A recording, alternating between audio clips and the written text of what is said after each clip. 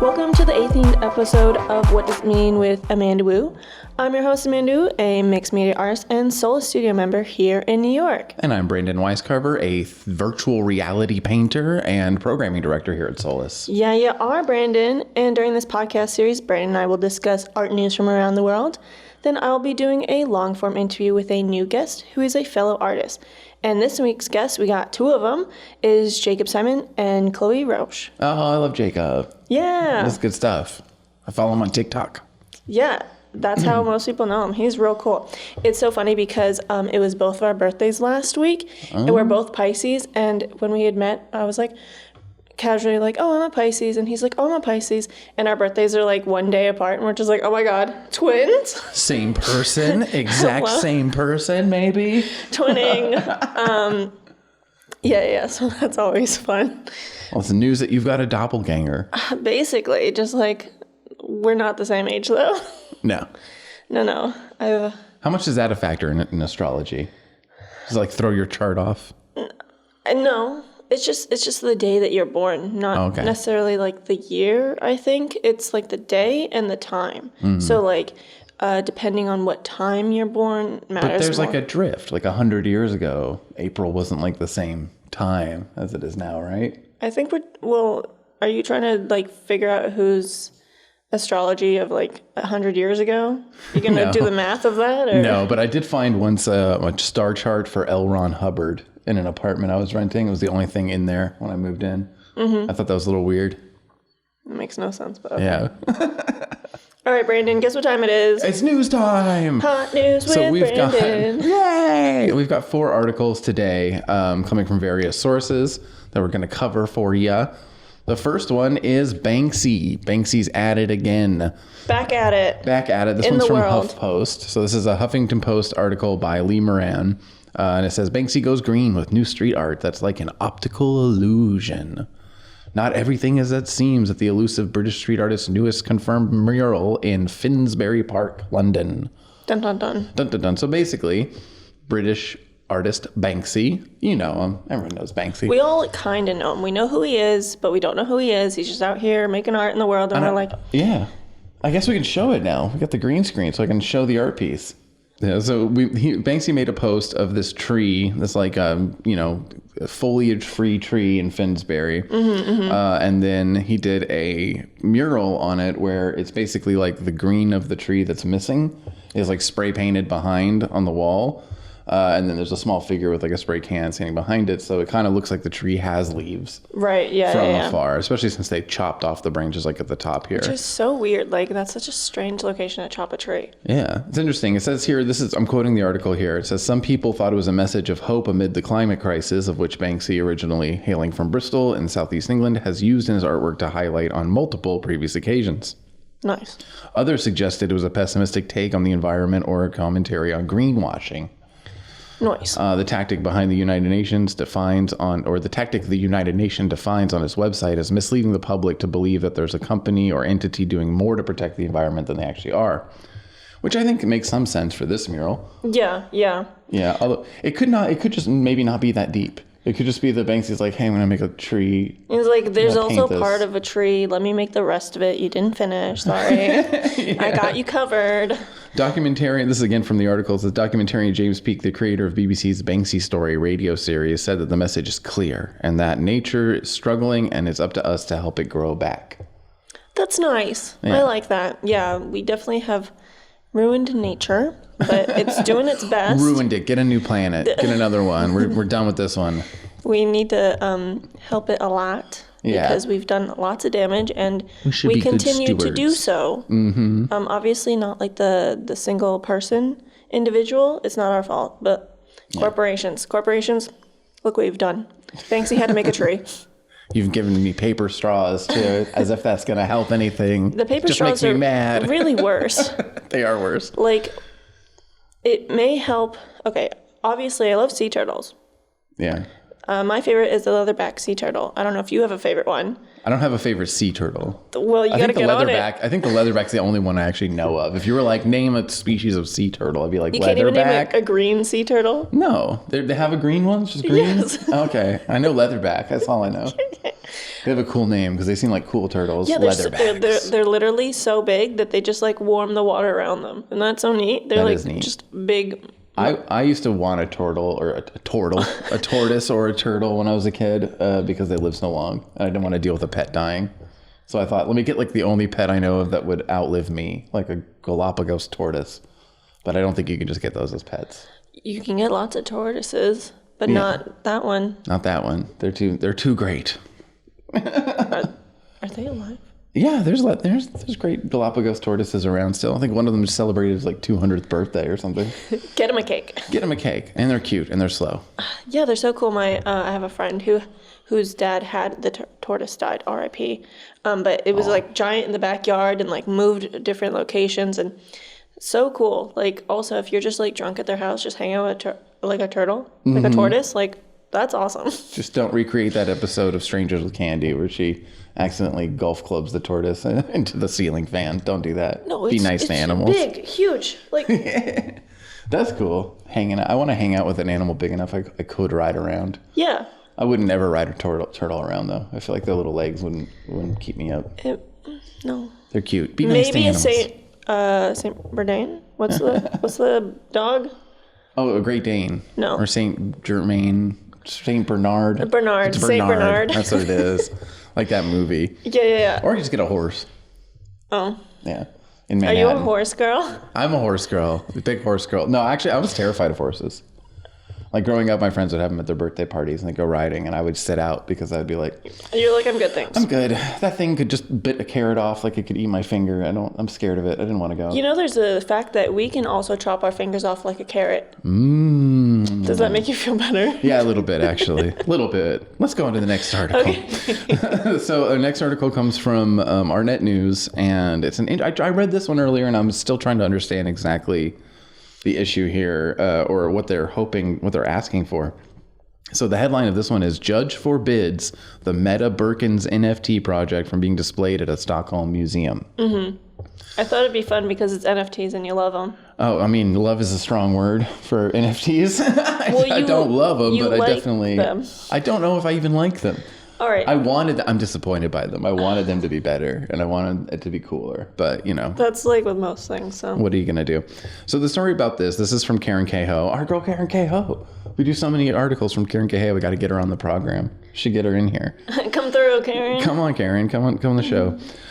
So Karen Cahoe's article about this NFT project is talking about Mason Rothschild, which is not the artist's actual name. That's which to me, like, I'm sorry, it's kind of like a red flag if you start naming yourself after like the Rothschilds or, you know, some of these big families. It's a weird thing to do. Yeah. But anyway, Mason Rothschild got basically sued by Hermes, right, who makes the Birkin bag. And they were told, like, you know, no, you can't do this. This is our copyright. This is our intellectual property. Mm-hmm. And then now there's a whole argument about it where there was a judge ruling that basically said it wasn't art. Like the court ruling. They said it's not art. Yeah, the court. That's rough. Yeah, that's a little rough. The court judge actually said, you know, this doesn't qualify as art. The Birkin bags people are mad, and now it's not art. yeah. Because I don't know. I guess because it's not like a commentary on an artwork, even though they have like they put in the Mona Lisa. It's like furry. Okay, imagine the NFT is like a furry Birkin bag with some sort of artwork on it, like Starry Night or a Mona Lisa. Or some other pattern or something like that. Also, can you really call things not art nowadays? Yeah, that's not allowed. Like, everything's art. Come on now. That's so weird. Come on, people. But anyway, so basically this company, the gist of this article, as far as I could tell, was that Hermes is saying, you know, no, you can't do this. Meanwhile, this museum in Stockholm wants to put it on display. So the artist is like trying to get permission from Hermes eventually to like let them loosen up a little bit to let it be in this museum show. Just me and my virtual bags. And there was even some interesting things in the article about how they were talking to the curator and asking them if they were going to talk about the controversy and the lawsuit in the text of the museum show. And they kind of like skirted the question and were kind of like, you know, I will describe it accurately or something. They didn't really answer. So anyway, a whole bunch of dude and about nothing in my opinion, because I really couldn't care less about handbags and status symbols like that, but I know, that's why I thought it was ironic. It is ironic and it is silly and it is funny, but you know, there you go. Artists going to bat. People are really into these bags right now. They want to sell digital. They're so expensive. But yeah, I think it makes sense. I mean, like Hermes's whole point is like, you know, they're going to think that it's us. You know, you can't do that because otherwise people will think it's, we're officially behind it or something. And we don't want to give that impression, which is interesting because I wonder if, like, you think about, like, Campbell suing Andy Warhol, being like, I don't want you to think. Is that not the same? Right, and that's the comparison they're making here, of course. And it is interesting, especially when it's a non-fungible token, something that has virtually no value, not even the bag. Can't even put your keys in it. So only your virtual keys. Yeah, no, I think art should be open for this kind of stuff, from messing around. I don't want to have to worry about some company like coming after me for my, for my art if I use their logo. Yeah. I mean, people we'll do that all the time. People are always using logos for everything. Right. It's so strange to, like, specifically hate this one. Yeah. And in another interesting story about ownership, we have from The Guardian, in Los Angeles, the headline reads, LA graffiti tagged skyscraper, a work of art and a symbol of the city's wider failings. After Chinese backers pulled out, the oceanwide plaza stands abandoned. Could it be turned over to those who need it most? This is written by Oliver Rainwright yesterday, March 17th of 2024. It says, I'll read a little bit of the article. An asparagus patch is how the architect Charles Moore described the lackluster skyline of downtown Los Angeles in the 1980s. The tallest stalk and the shortest stalk are just alike, except that the tallest has shot farther out of the ground. This sprawling city of bungalows has never been known for the quality of its high-rise buildings, and not much has changed since Moore's day. A 1950 ordinance dictating that every tower must have a flat roof was rescinded in 2014, spawning a handful of clumsy quiffs and crowns atop a fresh crop of swollen glass slabs. It only added further evidence to the notion that architects in this seismic city are probably better suited to staying on the ground. Oh, some shade thrown there at the architects of LA, but it's true. There's a lot of ugly glass towers. Right. So the rest of this article goes on to describe this oceanwide plaza, which you may have seen now since Freeze came to town, and all these graffiti artists, spray painted over these giant glass windows. Now you have basically like a really cool collection of every tag artist in the city. Yeah. Like all huge in this one giant building. And the article is talking about, the how it got stalled in its development and how the LA has not recovered since the pandemic, because this was a pre-pandemic boom building. Now we have this, insane art installation, not quite legal art installation, and they're going to end up spending like $20 million of the city's budget to clean it up and to try and get it back on track. I feel like they should just leave it. Yeah, I'm surprised no one bought it at Freeze. You should just bought the whole building. Yeah, make it a whole art installation in itself. Yeah, kind of similar to, remember 5 Points that was here for a while in New York? Big, and then they demolished it. They like whitewashed it first, which I don't understand. Like why they would spend the time to like whitewash it and destroy the art before they just actually destroy the art. Makes no sense. I don't get it. But the most insulting thing about that was the 5 Points got turned into like a condo. And now if you go into the lobby of this like fancy condo building, they have like a graffiti style sign behind them. It's like cut metal, like, off the wall with like backlit. And it's That's so annoying. It's like 5 Points and it's all cool and graffiti looking. And it's like, you just destroyed it. Destroy it. And then be like, oh my God, guess what used to be here? We killed it, but we're better. Yeah. So I'm looking forward to like the new graffiti theming in this LA building. They're definitely going to do that now, 100%. It's going to like gain all this notoriety. They're going to get rid of the graffiti, then they're going to make it like the graffiti towers. It's going to be like every famous skateboarder, Tony Hawk, and his like friends just hanging out there. Yeah, or they'll like reopen it for new artists to come in, and then you'll get a bunch of like vinyl wraps on the windows about furry NFT Birkin bags. Or like you should have just left it. Make it either an art collective or like a bajillion layered museum. Right. Or make it part of the experience, because this is such a rarity that you have so much graffiti in one location. True. Besides just like regular walls. That's cool. Like on the side of a highway or something. Preservation of graffiti is an interesting topic. I feel like we haven't really heard that much about that whole world, because there's definitely like a science to it. There's definitely, because the scene is very specific about it. I'm not in the scene. I just know some people who have spray painted things, right?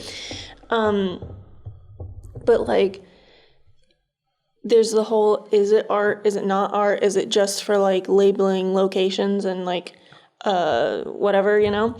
But I think just let it be its own thing and don't try and demolish it and say it's ruining the space. But at the same time, you know, I think that graffiti artists know and vibe with the idea that graffiti is kind of meant to be impermanent too. You know, they're not going to get, I don't think a graffiti writer would, I think people who get upset about the removal of stuff like this are less the writers and more like the art loving public who like ended up turning around to appreciate it, you know? Right. But I feel like writers know that like their stuff is temporary, transient. It will get buffed. It will get moved. It will get painted over. And that's why so many of them are going straight to the canvas now. And they're like going like skipping a lot of the work you used to have to do on the street, you know, hustling around, actually tagging everywhere. Right. And now they're like, I'm a graph writer. Here's my last 47 canvases in my art studio. Yeah. And they're like, where's your graffiti? It's here. Not in the street. But I don't know. I think that you'll see a lot more stuff around that building will probably, I mean, I don't think anything crazy is going to happen. I think they're going to wash it out. They'll probably refinish it. Yeah. They'll probably finish the building as it's supposed to have been. Yeah. And then just increase the rent by 3 times. Yeah. To pay for the graffiti washing. Yeah. Be like, this used to be graffitied. So here's your rent, $1 bajillion. Thank you. There you go.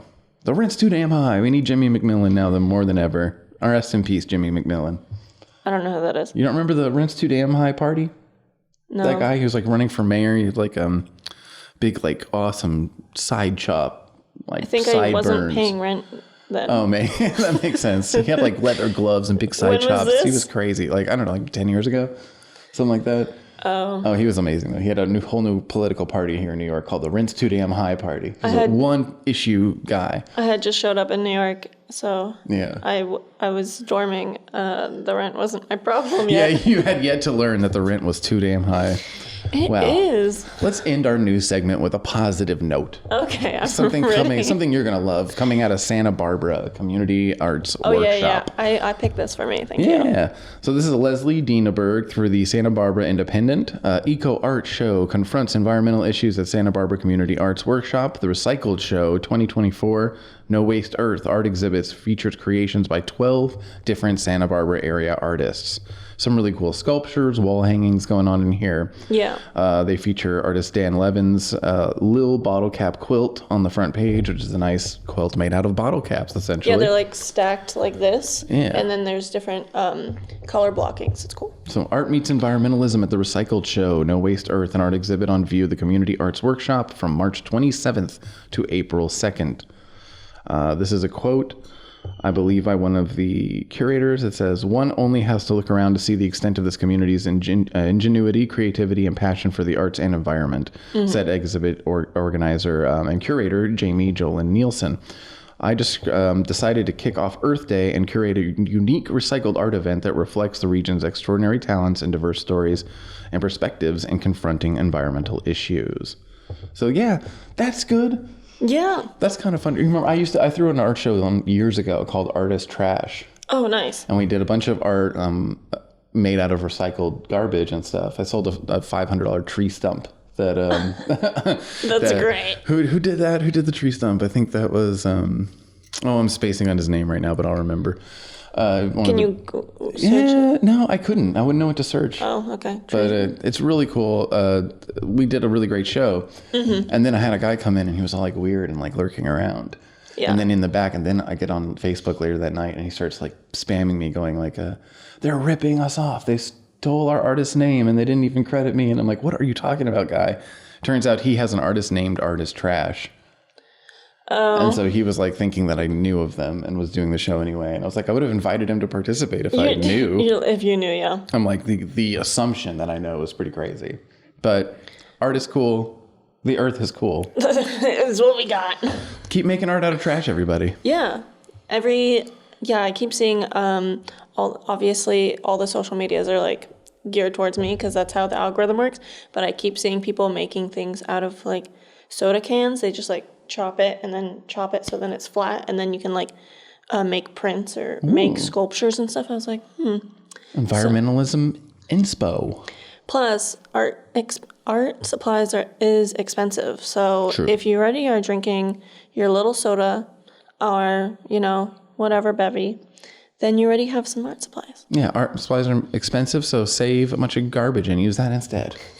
Why Clean not? it. Don't let any bugs come. There you go. No bugs, only art. Nice. Okay, cool. Closing time. Yeah, that's it. That's all I got for you this week. New style, but keep me abreast of other stuff. And it was great to see you back in the studio. Green screen episode. Woo, wow.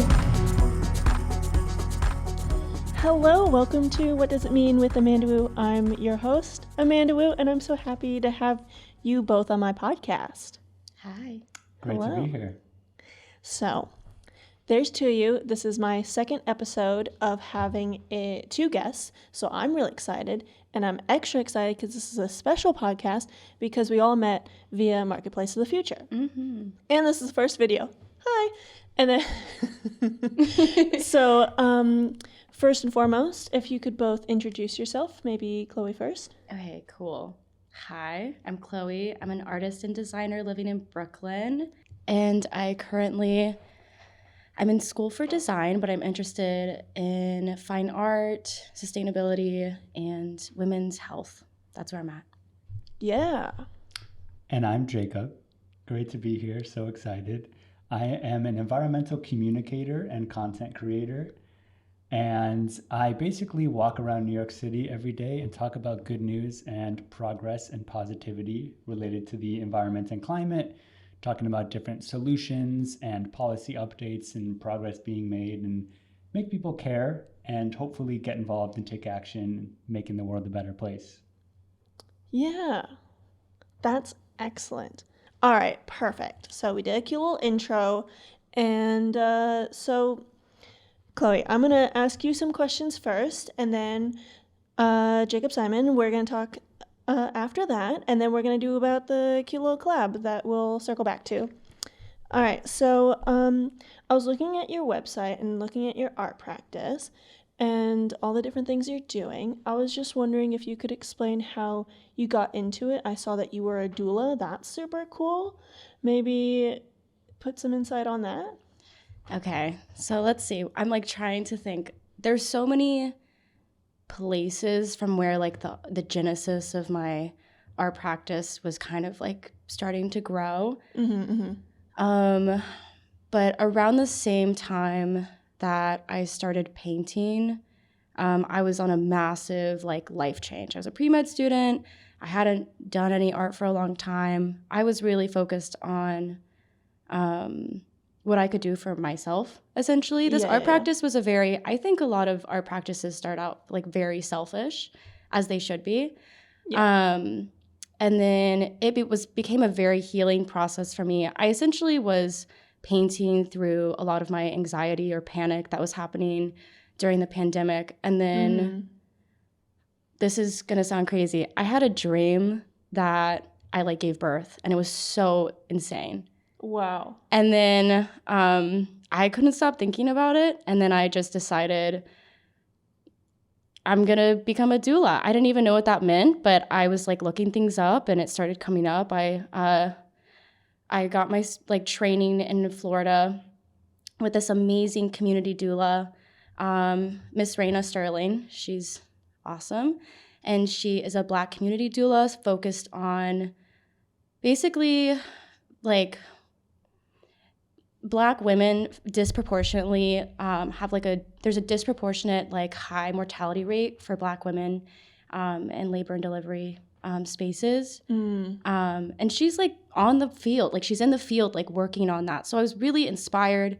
And then that just started to totally infuse into my painting, and painting became a little bit more of a collective investigative lens for me.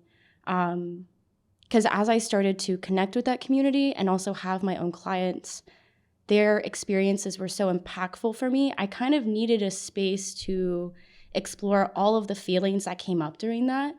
And it started to just show up through my painting. That's a really long answer, but That's perfect. Longer the better. Sweet. Yeah, I mean, you know, it's better to over-explain what happened than just be like, I was a doula, it happened. It's happening. Yeah, that's so wild. So you just was like, I gave birth in my dream, and then you're like, I'm gonna be a doula, and now I paint. Yeah. And I want to hear more about this dream. yeah. What, Well, okay. don't you have like a lot of dreams? Like, why did this one stand out? You know? Well, okay. So this became one dream, and I started having generally birth dreams. And you know, Whoa. you do like the Google search, and you're like, what do my dreams mean? Like you're having Right, like a right. moment in life. You're like, what does this mean? And they're like, you're going into a new phase. You're being reborn. But I also was like, birth is so cool and so incredible. And I think also I was at a point where my mental health, I was really struggling. There's something really magical about just all of our human processes. I'm saying this as a pre-med student too. I love the human body. And then, I don't know, it was just like I couldn't tear myself away from this obsession that it became.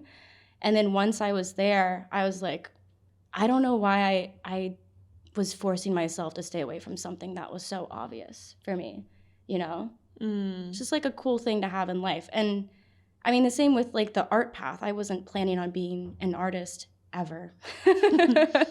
And now I'm here living in Brooklyn doing all these things. So Yeah. I don't know.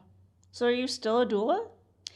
I'm not practicing because the lessons, I could talk about this forever. I talk about this all the time.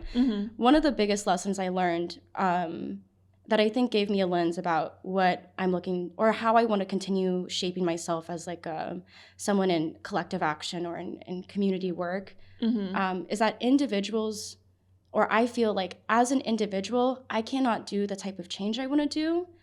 It will always be the community behind me, Right. you know, that I really need in order to do the work I want to do. So when I had the clients that I had when I first moved to the city, which was bizarre because I had never seen a birth, and then I volunteered, and these women trusted me with this process that I was also learning on the go about. We were so deeply, I guess, like interconnected in this process, but in hindsight, I was like, you know, what are all these other resources or ways? I don't have all the wisdom. I don't know everything. And even with good intention, Right. you know, if I'm going into a space assuming that I can like help, I realize that in itself is a little bit of a problem. So honestly, everything I'm doing right now is to figure out where is my niche, you know, in this community, and how do I become more connected to the spaces I feel like the most motivated or inspired by. Yeah. That's great. I love that. So you're at Parsons now, Yes. and how's that going? So, you know, I heard a lot of stereotypes about art school. I didn't know anything going in. Yeah, I feel I like had no idea what I was getting into. Right. Because I was just a pre-med student who was like, okay, like academia is important. Like, if I want to do this. How did you switch from pre-med and then art school? You had the dream, became a doula, and then you're like, bye pre-med, Parsons it is. Well, I mean, again, there's like so many. We're like going about the story so non-linear. Right, sure. I mean, I also got a severe concussion. And so I actually physically couldn't study, which is a nightmare for a pre-med student. That's all we can do is study. Yeah. And I just started painting. This makes a lot of sense, yeah. Yeah. So it was like, okay, I have nothing to do. And it was that same like pull. I was like, I have to paint. Like if I don't have my hand like holding a brush with a canvas in front of me right now, like I'm gonna go crazy. You know, so I just started painting out of there was like a sense of urgency. You know, when I started, it was like this actual explosion of stuff. And then I dropped out of school. I moved to New York. I was like, wow, I'm going to be an artist. This is great. And then I got here. It was so hard.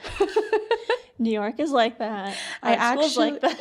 I actually got, I got a lot of life lessons really quickly. And I realized that, like, you know, school is is a privileged space to be able to explore, Mm-hmm. you know? And if I could do that, I was going to do that, you know? So I'm not even going to say there was like some, because I just looked up top 3 art schools in New York City. I applied and I didn't even like build a portfolio or anything. You just showed up. I just showed up and I was like, this maybe will work. If not, you know, whatever. And then being in school, what a different environment. Creative thinking, or just like, I mean, I was informed like a month in, like you're not in an academic school, you're in a conservatory. And the hands-on, and also like as a pre-med student, I was like, oh, it's art. It's gonna be so easy. I was so wrong. So wrong. It was really challenging, so emotional. I think I cried the first 6 weeks. Yeah, that like, sounds about right. In class. Like trying to be like super chill because I'm like 4 years older than these like 17, 18-year-olds who are like, oh God. Yeah.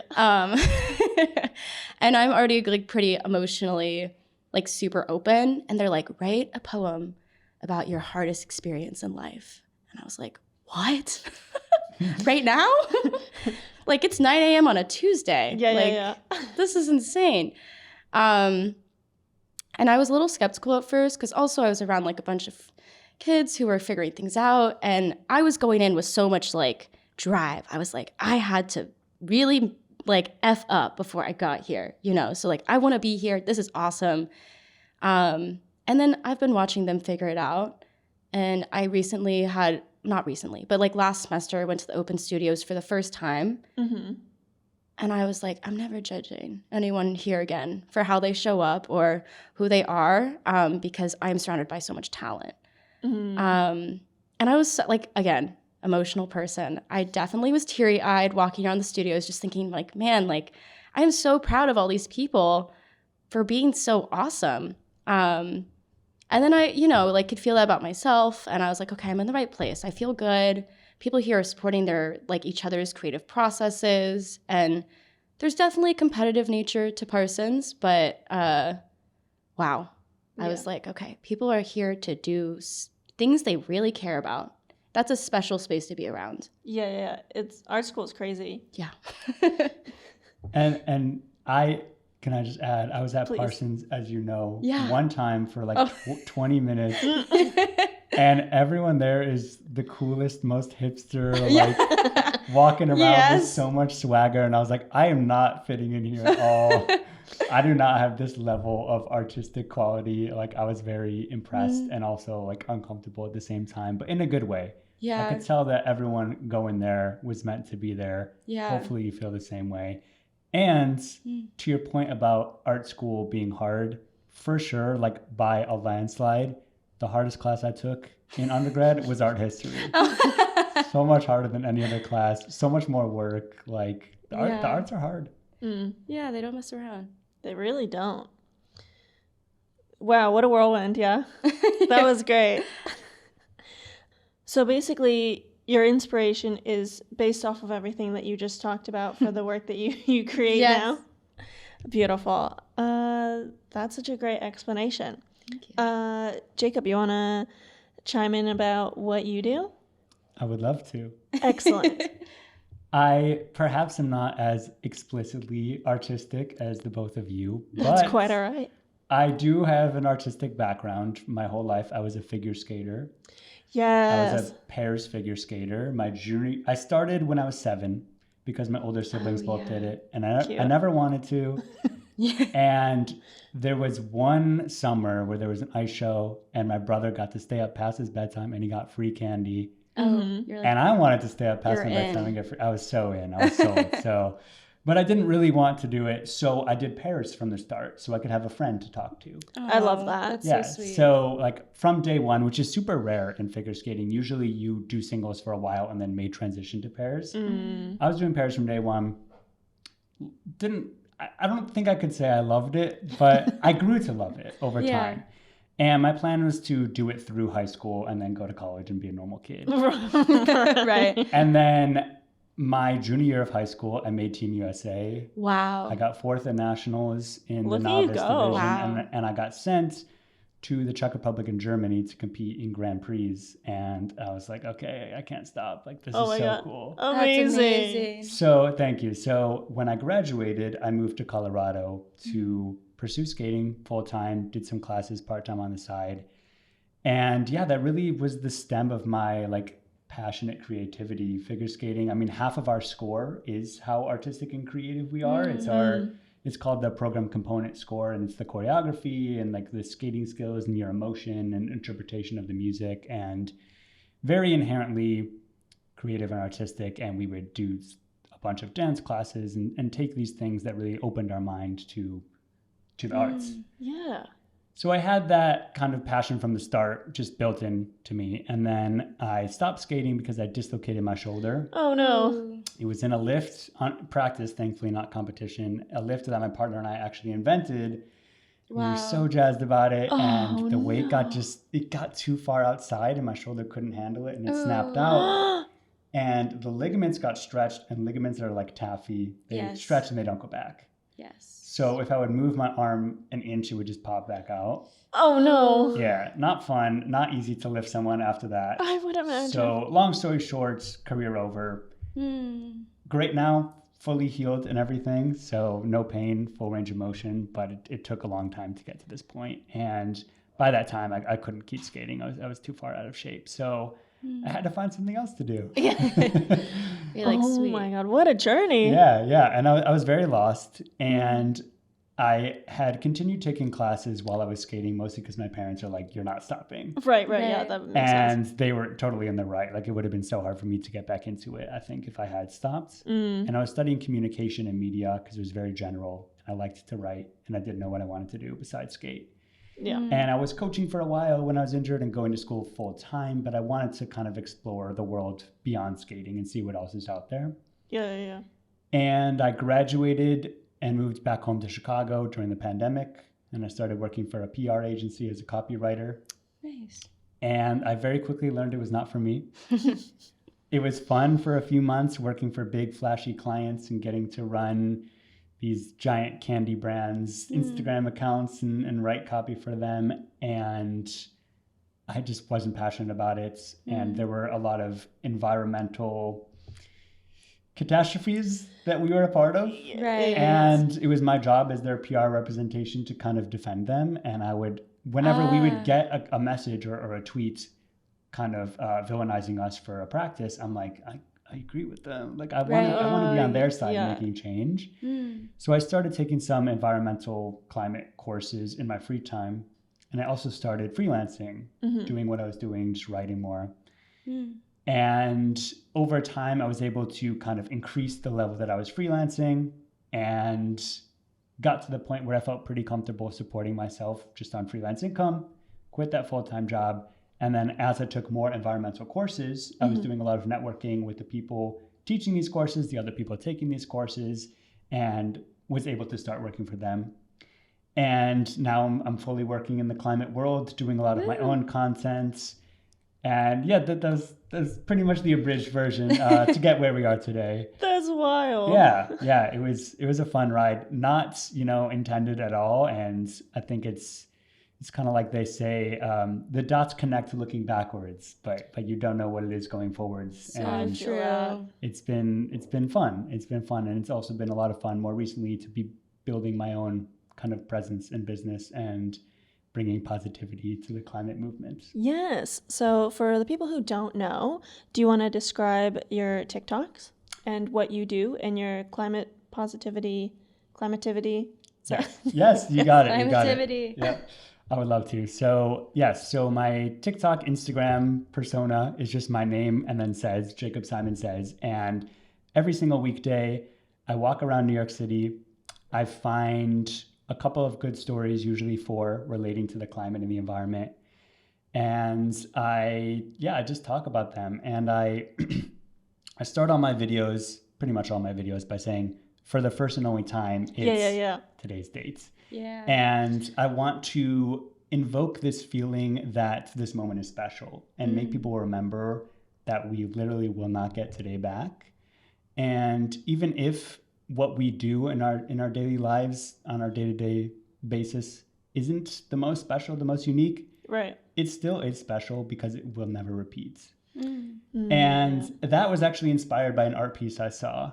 And Ooh. it floored me. So it was an awesome artist. Her name is Brittany Wilder. And every time she went to her art studio, she would paint a small square that said, it's today's date and it never will be again. And then she would hang these all up on her wall. And I saw like this big collage of all these, like, and it never will be again. And I just like really stuck with me, and it invoked such a strong feeling in me that I was like, it's really, I mean, it made me go out and do stuff, and it made me stop procrastinating. And I was like, this is such a powerful feeling. I hope I can somehow convey that. Yeah. And perhaps that can tweak something in someone's mind to make them more open to hearing these climate stories and hopefully getting inspired and taking action and becoming hopeful and joining me in making the world better. Yeah, it's so funny because I was telling a friend of mine from back in California how I was working with you for Marketplace of the Future, and she's like, "Oh my God, I follow him every time I hear him say it's the first and only time." She's like, "I cry a little bit," and I'm like, so happy. "Yeah, he's so great." I'm glad. Yeah, I mean, it was totally something that I resonated with, and I was like, if I am, other people may too. Let's go with it. And it really did. I mean, people loved it, as you mentioned. Strangers have sent me many messages and come up to me and said it really means a lot to them. Wow. And I think it also, climate related stuff, there's often, especially with terminology related to climate and the environment. And if you say climate change, for example, a lot of people will put up a wall. Sure. And I've been able to sort of frame these stories in a different way. It's like, this is good news, just generally speaking. Then if you listen to my stories, they're almost all 99% are climate related, but the wall doesn't necessarily come up. And I think people have definitely been more open to listening and accepting that it is good news and important to listen to. Yeah. I love that.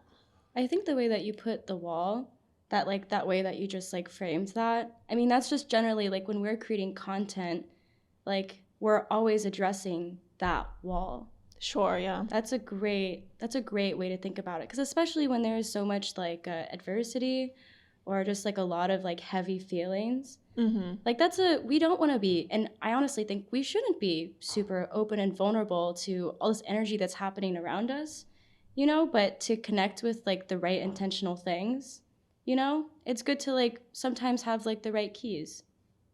Yeah, and the internet can be a scary place. It can be. There's a lot of doom and dread out there. Oh, and, for sure. And the algorithms love it. That's what gets spread. Yes. I mean, there are many studies that show that things that invoke hate become more viral. Yeah. And I'm trying to change that, hopefully, and break through and make things that invoke joy become just as viral.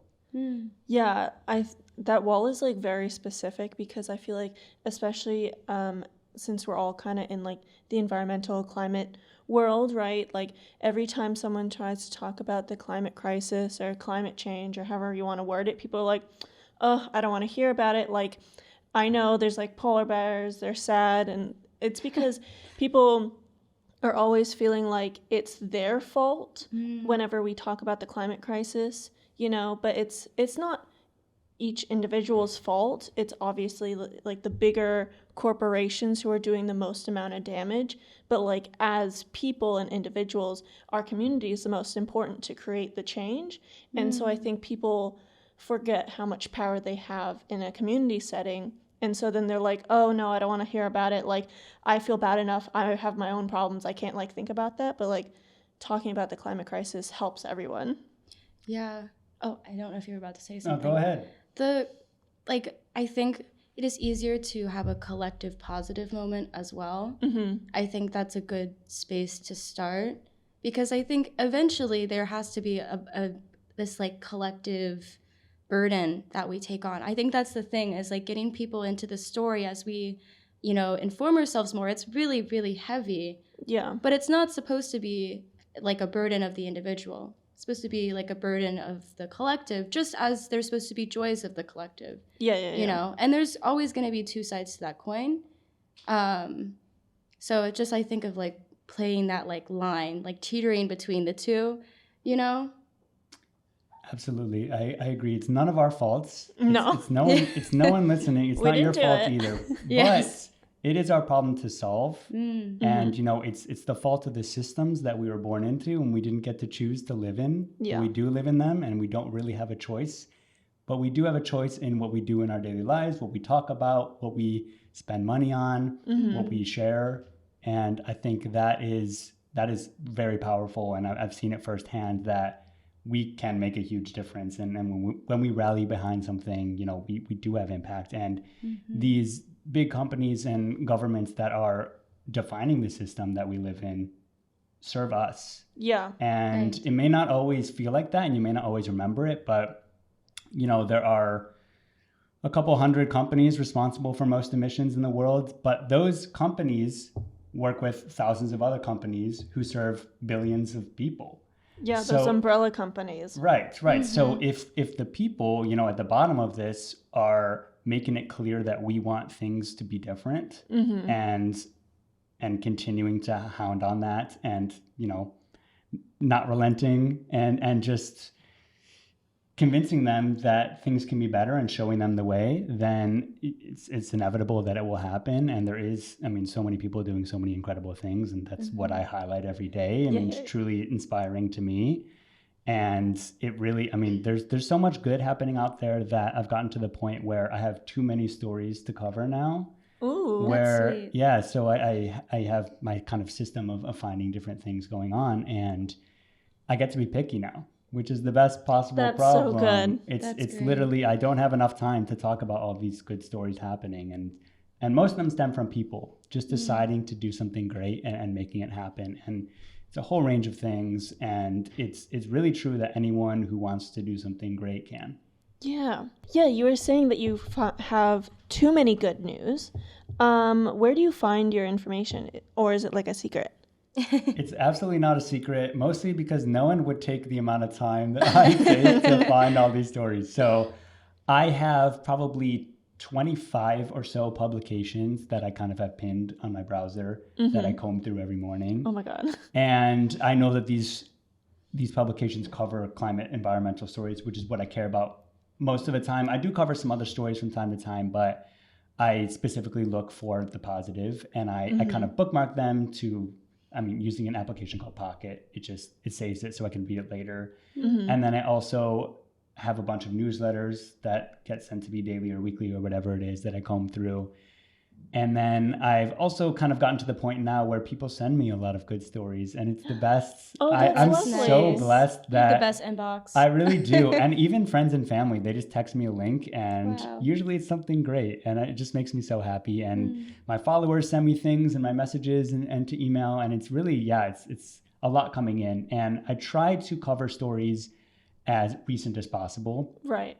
I'm filming and posting every day. So I try and keep it the news of the day. It's not always literally coming out that day, but I try and keep it within a week, unless it's a very major story that I may have missed or is updated or something like that.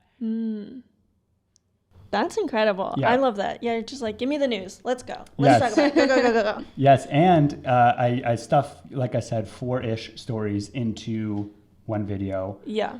So I don't always do such a deep dive into the stories. And that's actually, it takes me the longest, obviously, to research and then to write the script, because I want to include so much. Right. And I need to distill an entire article into one long sentence. Yeah, and that you're missing so much, but you have to like highlight the peak parts. Exactly. And I mean, I know the social media game too, like it needs to include specific information that may not be as relevant, but will be engaging. Right. So it's a fine line to walk, and I've started to do some deeper dive stories where I just focus on one from time to time as well. But it's an interesting challenge reading these stories so in depth and then getting it into 2 lines on my Google Doc spreadsheet where I'm writing it. Oh man, I bet that Google Doc is like so long. It's a fun one. I can send it to you. It's like a golden book, I swear. That's great. Yeah. Okay, perfect. Now we deep dived into both of you. Now, let's talk about the project that the 3 of us, well, and others, did for Marketplace of the Future for this past year. So basically, first off, how did you both meet Amir? So Amir is the founder of Marketplace of the Future / Future Meets Present. How did you meet? I'm gonna be honest, I don't really remember. I remember, I mean,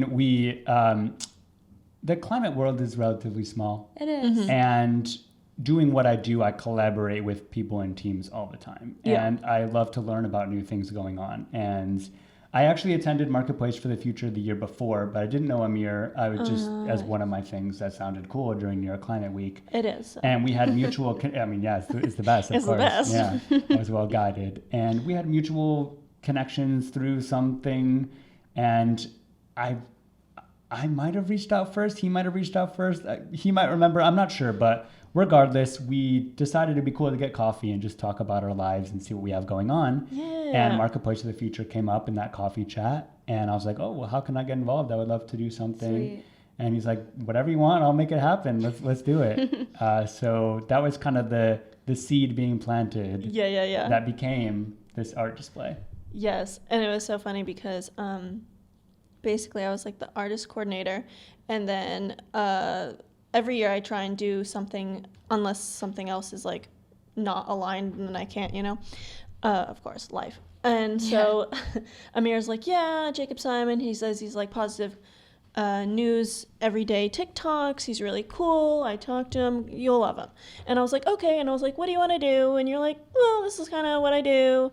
And I was like, okay. And then I was like, okay, let's go. We were like chatting for so long. And I was like, how about this? How about that? It was like the best phone call. It was so funny because we were just like, I was like, oh my God, my brain is like, go. Because I was like, oh, what if you did this? What if you did this? And you're like, how about this? And I was like, da.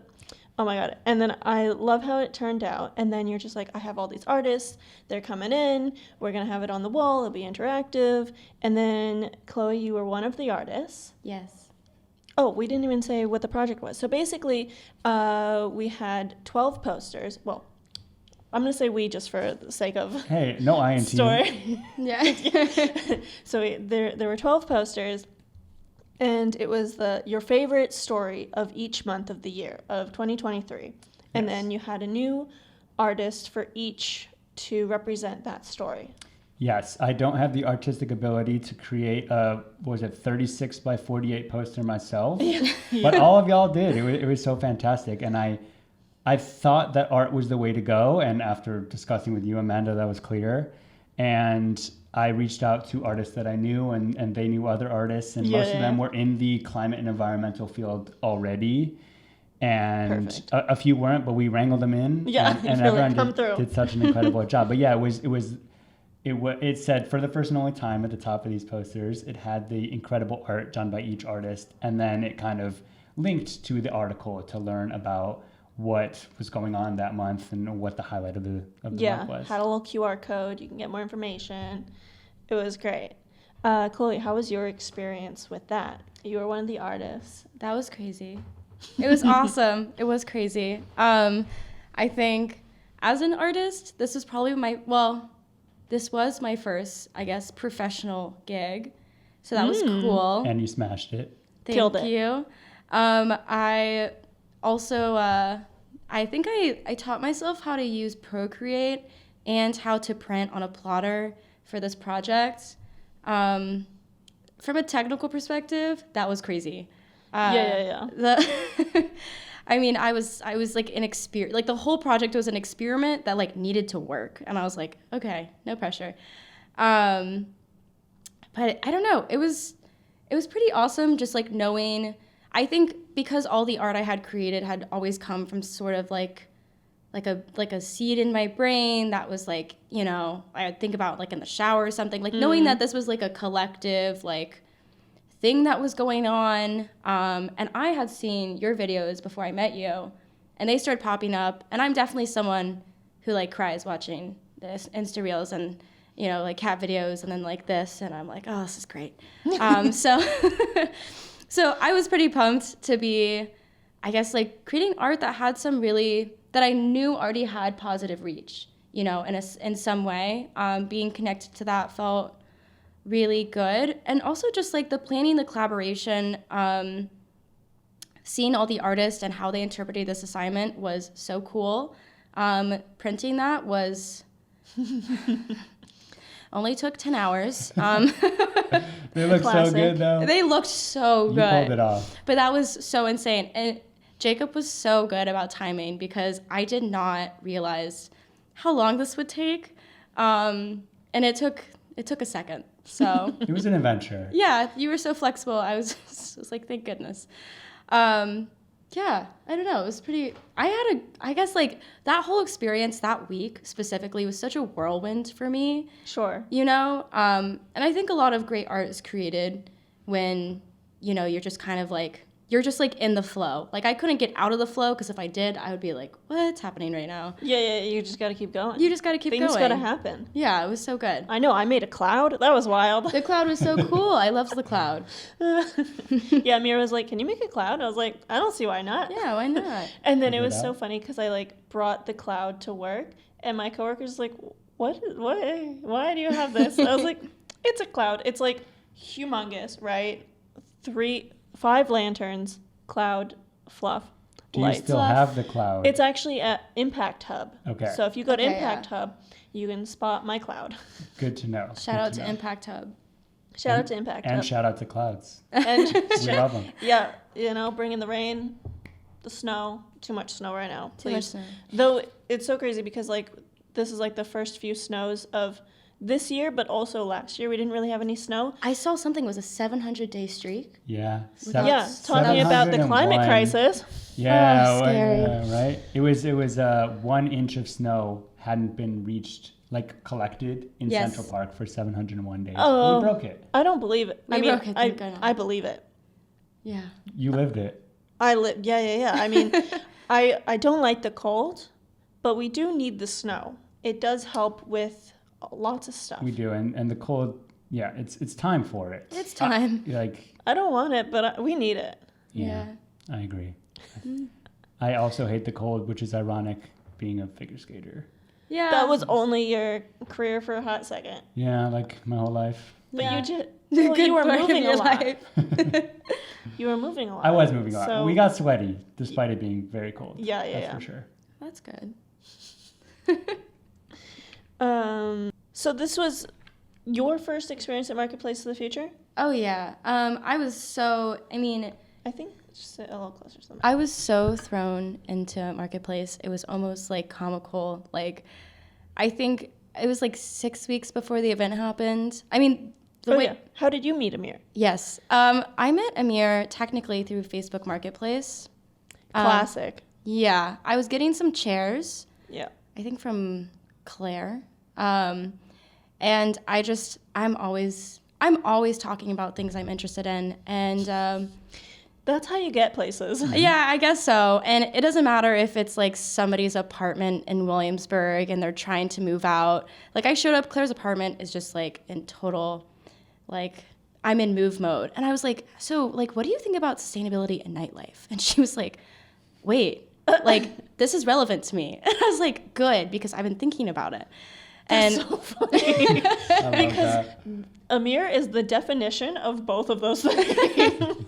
no, it was, I don't know. I think I was talking about sustainability and then, you know, I don't know. I talk about whatever's on my mind. And sometimes I feel like the universe like sends me the right words and Yeah. it's kind of like, okay, like go. You're on the right path. And she was like, okay, like we're literally holding a chair like out of her elevator. Like it was such an awkward like maneuvering. These were like pulled like lawn chairs. They're Yeah. massive. And I was like, do you know? Because, you know, I'm also like trying to get to know people, trying to get connected. I was like, do you know anyone? She was like, absolutely. And like, she's like trying to press the elevator button. She was like, do you want me to be connected to like Amir Jandali? Like, do you know this guy? And I was like, no. I was like, I think you need to press the elevator button. And yeah, so she sent me his contact information. I reached out. I was just like, hey, I'm interested in sustainability. What's up? That's so funny. And then he sent me a link to like a climate networking event. So it wasn't even to meet him. It was just to go to. So then I went to a networking event. I talked to him for like 5 minutes. afterwards. I had to run. Something was happening. I don't remember what. That's fine. And then when I met him, like, I was at Impact Hub. We talked for like 2 hours. I think I gave him my life story, as I do anytime I sit down with an individual. Good. And and he was like, "You're on." He's like, "You're on. Do you want to do something right now?" And I was like, Yeah, that sounds about right. I do. And then fast forward, I worked with so many amazing companies. I got to collaborate. I got to also create a fine art piece. It was just like absolute like adrenaline for 6 weeks. It was awesome. Yeah, that sounds like the most accurate representation of how everything happens with Amir. Yes. Like, I ran into him randomly. I've said this story on my podcast before, but basically, I don't listen to many podcasts, but there's one podcast that I used to listen to. I haven't even like finished all of it, and it doesn't even run anymore, which shows how infrequently I listen to it. But it's about sustainability, and I was listening to it, and Amir was on the podcast, and he was talking about his bracelet tote. I don't know if you... Yes. So this was back when he was still doing the bracelet tote, and I was working at the farmer's market at the time. So this was like 2018 or something like that, and I was like on my merry way to the composting, and I saw someone taking photographs near the compost of something that I assumed was the bracelet tote, and I was talking to the photographer. I was like, "Hey, is that the bracelet tote? It's like a bracelet, but it turns into a tote bag." And the dude's like, I don't know. I'm like, yeah, I heard it on a podcast, da, da, da. And he's like, "I literally don't know. I'm just taking photographs." And then Amir walks up and he's like, "Hey, did you just ask if it's a bracelet tote?" And I was like, "Yeah." And he's like, "How do you know about it?" And I was like, "Oh, I heard about it on a podcast." And he's like, "Yeah, that's me. I did it as a favor for my friend on the podcast." And I was like, "That's so wild." And then him and his photographer came to where I was working at the farmer's market, like, because I was working at a stand for Fred the Farmer for Wilklow Orchards, and we did like a photo shoot. So like there's some photos of me in like my work outfit, but just like bracelet tote, just like apples, you know. And then we just like stayed connected, and every year I was like, "Oh my God, please let me help with Marketplace of the Future. I must." Oh, cool. And so now here we are, and now I have a podcast, and you're on it. So Full that's circle moment. Should I know. we talk about the bracelet tote, even though we don't know about it? Why not? Yeah, it's truly an incredible idea. So basically, it's like a tube of fabric, and inside, and you can just like wrap it around and you like tie it in a knot. But inside is a tote bag, so it just like like pops right out, and then boom, you got a tote bag. Like you can tie it on a bag because it's basically like a bandana that doesn't like fold out. You know what I mean? Mm-hmm. So I loved it. That's why it like stuck in my brain, and then saw it in real life, and I was like, "What is my life?" So and now someone's going to listen and hear it on this and come up to you in the farmer's market, and it's just going to be an endless loop. Exactly. Come Podcast, find me. farmer's market. Can't get out. Honestly, I love farmers markets. I love going to them. Last time I went, I got some free eggnog. So really, it's a great place. It is. I'm going tomorrow morning, as I do every Saturday. Yes. It's a lot harder in the cold. It's so hard in the cold. I know. Luckily, I moved to Jackson Heights, and there's one like 5 blocks away, like not very far. So it's just me and my gloves and my very cold compost bucket, because I put it in the freezer to like keep the smell non-existent. I was wondering, am I supposed to be bringing my compost? I have the compost brown bin, but I heard that I should actually bring it to a community compost. If you have the brown bin, you're okay. I think it's the community compost. I mean, at least in my area, is all we have. So I collect it in my freezer and drop it off at the community one. But the brown bin, I mean, it also is composted. I think I'm not sure, but I think you're good. Okay. But actually, the compost was gonna stop, but then they got funding again. So I'm just like, please don't. Oh, I know. I saw that. I was so sad. I was freaking out. I was like, no, we're committed to composting now, because like in the pandemic, you had to stop composting, and then I was living with my grandparents. It's can't get them on board. I tried, and like the freezer was too small. Couldn't put the freezer was like. It is a lot. Composting it's a transition. I love it. But Grow NYC makes it so easy because, like you said, we just bring it to the farmer's market. We don't have to worry about composting it ourselves. Like it's and when food waste goes to the landfill, it just creates like greenhouse gases, and like I don't want to create the whole climate crisis because of my apple. So You're right. compost. Your single apple will Your single end the apple is the world. reason. That's Yeah. the reason why every polar bear drowned. Wow. No, absolutely not. Sorry. I was just circling back to the polar bear thing that I said earlier. It was not funny. That's okay. I mean, well, composting is super, super cool. Like if you get into it, I mean, if we're gonna take a crunchy pivot, I mean, it's who I am. if we want to take a crunchy pivot right now, composting can get really cool, especially if you have your own. We obviously we're in an urban environment. It's hard to do this, but there's like a farm upstate that like I've worked on a couple times. They're awesome. It's essentially a small homestead. But there's like special techniques for winter composting. There's all these things that like Yeah, because they decompose slowly because and it's there's all so these cold. Yeah, there's like different things that you have to do and like the right temperature to keep it at, and there's definitely a whole science to it. And I think I guess one of my 2024 goals.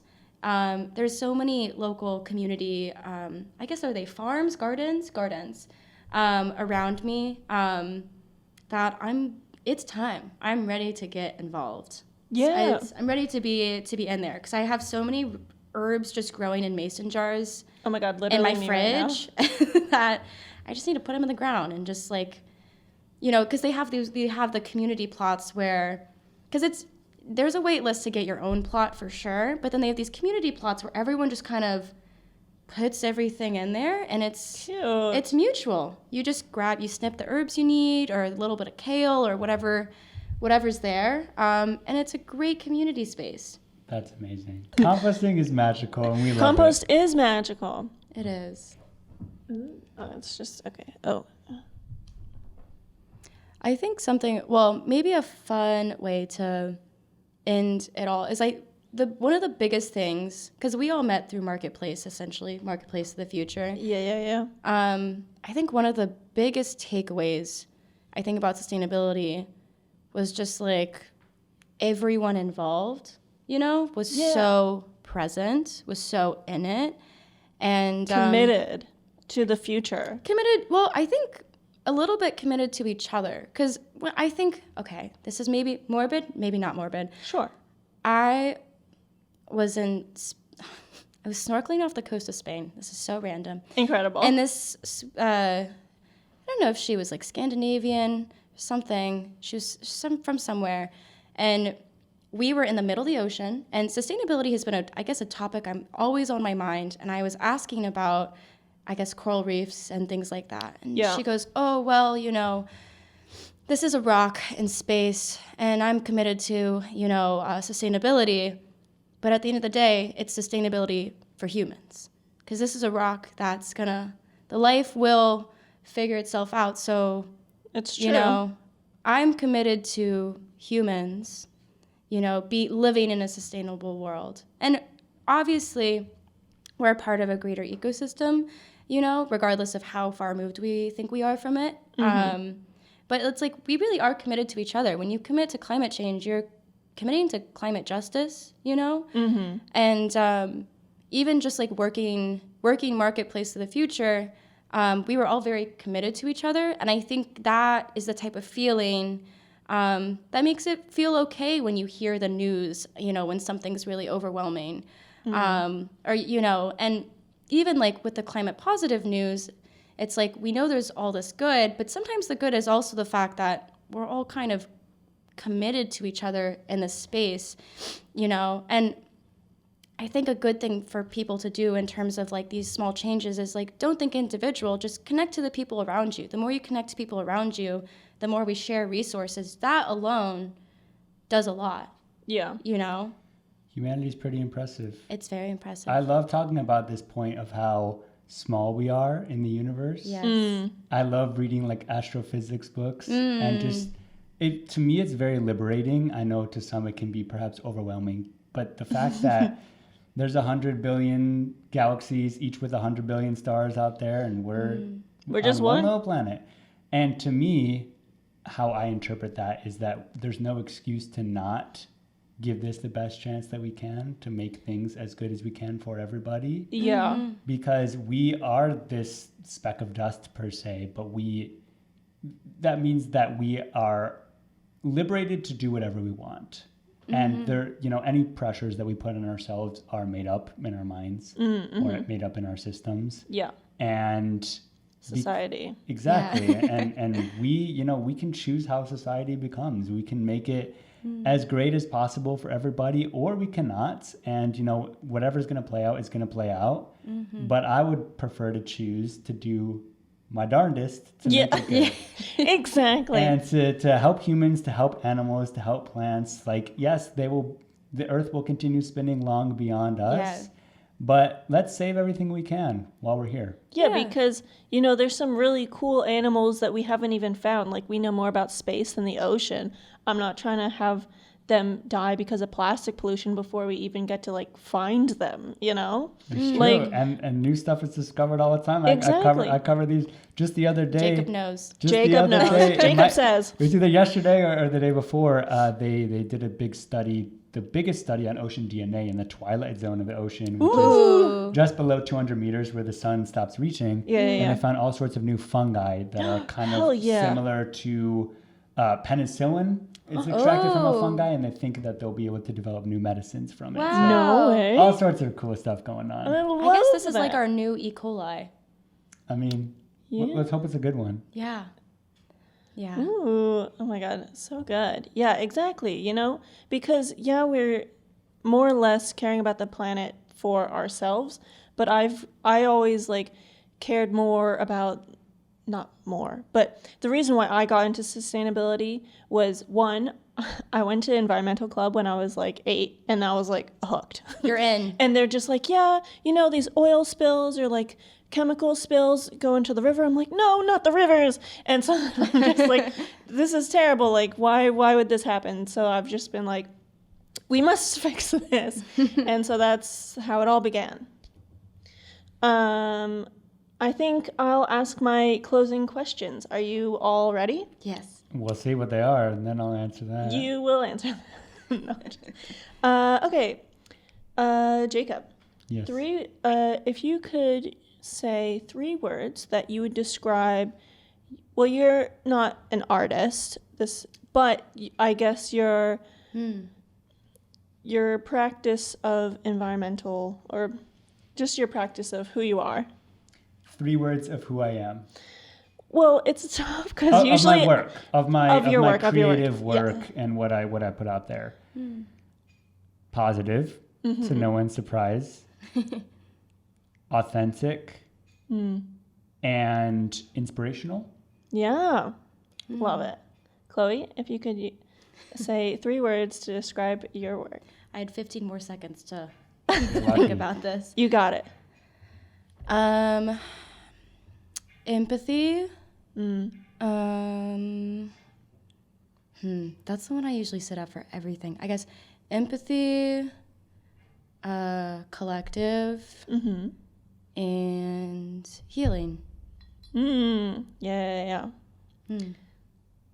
Hell yeah. I love that. And then last but not least, where can the people find you? Either your websites, your socials, drop it all. Okay. You can find me walking around the streets of New York City every single weekday. I haven't found him yet. I haven't found you yet. I'm out there. You certainly are. I see those videos. I look like a tourist because I'm holding up my phone and talking selfie style. And people for sure stare at me and think I'm a tourist. But you're not. You can also find me more easily, perhaps, on Instagram and Twitter at Jacob Simon Says. And my newsletter, where I pull in all the positive stories and give the sources and obviously have it in a written form, is climativity.com. I love getting that email in the morning. I'm so glad. I'm like, news, climativity. The good stuff. I love writing it, so perfect. I guess, I don't know if I'm walking around as much as you are. We can compare steps on our definitely not the same. I bike around. I guess my website is super long, but my art account is chloe.roots, like a tree root. And then my website's on there if you want to see more stuff, to see what I'm up to. Yeah, it looks cool. I was just checking it out to get you. all the Chloe info. Sweet. Thanks so much, guys. I'm so happy to have you on my podcast. And I'm so thrilled about this episode. So excited because I'm such a climate nerd. This is all I want to do. But as an artist, I also got to talk about the arts. So thanks so much. And Thank you. I'm happy to have you on here. It was a blast. Thanks for bringing us in. Let's do it again. Thank you. Let's do it again. I hope you enjoyed the 18th episode of What Does It Mean with Amanda Wu. Thank you for listening to my interview with Jacob Simon and Chloe Roush. Thank you to Solas Studio for hosting and making this podcast possible. Join us next time for hot news and a new interview. If you would like to support me and get exclusive content, join the What Does It Mean Patreon.